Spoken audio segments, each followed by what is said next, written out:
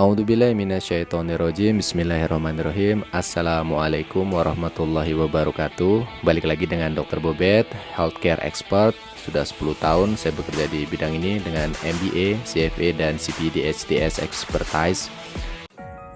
Halo, balik lagi. Kali ini kita akan saya akan men-sharingkan setelah 1 tahun mengelola sebuah rumah sakit. Jadi FYI, rumah sakit ini ada di Subang, di kota Jawa Barat. Waktu pertama masuk di tahun 2024, kondisi rumah sakit ini belum begitu perform. Jadi kondisi finansialnya itu defisit secara cash flow, secara income statement atau laba rugi, dan secara balance sheet juga. Ketika datang itu pasiennya tidak terlalu signifikan, tidak terlalu banyak.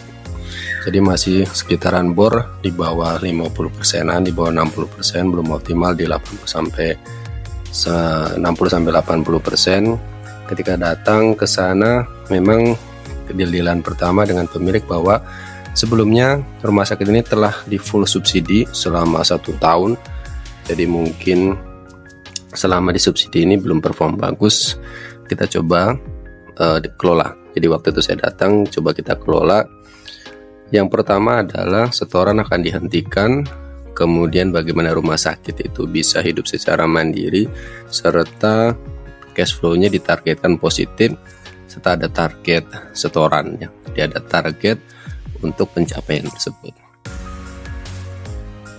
Setelah kita kelola, ini pasien performance-nya dari BOR.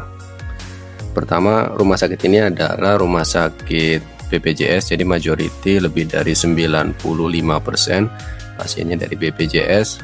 Baru di akhir-akhir tahun kita membuka kamar pelayanan PIV.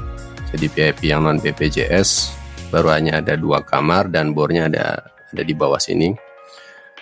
Untuk tahun 2024 itu di warna ini, warna biru, dan 2023 ada di warna orange ya. Jadi saya masuk di akhir di sini. Di akhir di November, sebelumnya bornya sekitar 57 ke bawah sampai Januari ya. Januari tahun 2023 jika ditarik mundur ke belakang. Kita kelola untuk peningkatan, ada perubahan, alhamdulillah naik di 65, kemudian 110, kemudian di atas 100% semua. Kalau kita katakan ini efisien, nah ini over ya. Jadi over efisien, bornya sendiri sudah di atas 100%.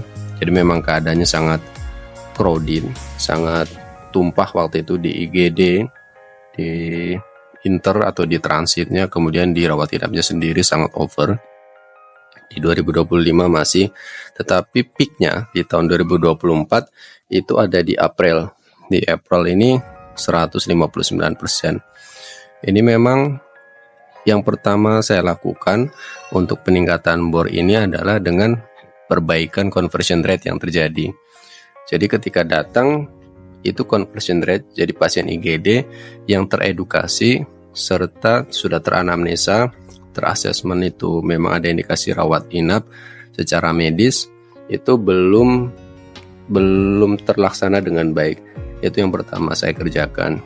Jadi kita conversion rate-nya itu benar-benar dimaksimalkan dari yang belum maksimal menjadi optimal. Itu mungkin yang bisa langsung signifikan merubah pasien-pasien itu yang rumah sakit yang pasien-pasiennya memang bornya belum optimal bisa menjadi optimal. Bagaimana caranya? Perubahan SPO secara radikal ya, serta evaluasinya ke dalam unit tersebut apakah sudah maksimal atau belum, baik secara edukasi, secara clinical pathway, kemudian secara target itu sendiri.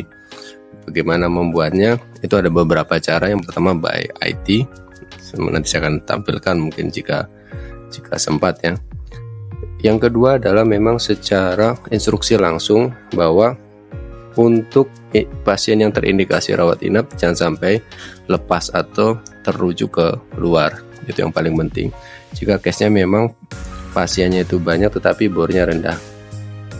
Jika pasiennya sendiri supply-nya itu rendah, maka yang harus dilakukan adalah memperbaiki prospek Jadi bagaimana hubungannya dengan perujuk tentu saja, tapi tidak selalu bicara fee rujukan ya, siapa yang paling gede, siapa yang paling ramai. Tidak semuanya kota itu memiliki budaya yang sama, banyak uang, banyak pasien. Tidak selalu seperti itu, cuman itu memang fundamental dasar lah, gampangnya dipukul rata ya, siapa yang amplopnya paling besar, dia yang paling banyak pasiennya. Untuk case di sini itu memang lebih ke arah penghargaan secara komunikasi. Nah, saya sendiri sebagai direktur itu langsung masuk ke grup WA-nya mereka, koordinasi, melihat apa, ada masalah apa di sana, komunikasinya. Oh, ternyata adalah bukan masalah besaran nominalnya, tapi ketepatan pencairannya. Pencairannya ini berbelit-belit. Jadi birokrasinya itu panjang sekali, harus ke sana, harus daftar ini, harus rekap ini, harus ngajukan. Jadi ketika pas mitra perujuk, harapannya dikirim langsung cair, langsung dapat cash keras lah bahasanya. Nah, yang waktu itu terjadi adalah terlalu panjang prosesnya sampai pencairan itu. Untuk nominalnya sama saja dengan rumah sakit lain yang memang mempunyai kebijakan fee rujukan ya. Tentu saja bor yang tinggi ini memberikan impact atau efek samping kepada indikator Barber Johnson yang lain seperti length of stay, bed turnover, dan TOI ya. Di sini akan berimpak seperti bed turnover kita bengkak. Ya, tentu saja bed akan berefek ya untuk kedapatan dari penggunaan yang over itu. Length of stay kita BPJS-an, maka klaimnya jika tidak sesuai akan habis di depan. Karena length of stay-nya itu panjang, jatahnya sedikit, itu yang akan menghabiskan dari si klaim yang kita dapat dari kasus BPJS Kesehatan. Untuk TOI-nya tentu saja infeksi nosokomial itu akan tinggi sekali karena tidak ada jeda untuk membersihkan dari perputaran pasiennya itu yang sangat cepat. Ini performance pasien kita, bisa dilihat grafiknya menanjak dari 2023 ke 2024 itu cukup signifikan ya, terjadi lonjakan pasien. Overall kalau bisa dibilang utilisasi polikliniknya sendiri di rumah sakit ini baru 20% dengan jumlah pasien seperti ini karena dari jumlah ruangannya, tetapi kalau kita bisa bilang sudah sangat signifikan pertumbuhannya dari kasus ini. Ada beberapa impact yang dapat dijadikan patokan dari perubahan ini, apakah ini maksimal dengan klaimnya, karena revenue untuk rumah sakit BPJS kan jumlah dikali klaiman pasiennya. Jika memang klaimnya tidak optimal seperti kondisi saat ini yang pending, tidak layak, dispute dan sebagainya, itu sangat berpengaruh, maka jumlah volume yang dihasilkan tidak terlalu berimpak atau signifikan terhadap revenue. Itu sangat hati-hati sekali dari sudut pandang cashmake-nya. Mungkin itu yang bisa kita share untuk video kali ini. Insya Allah kita lanjut di video selanjutnya. Terima kasih.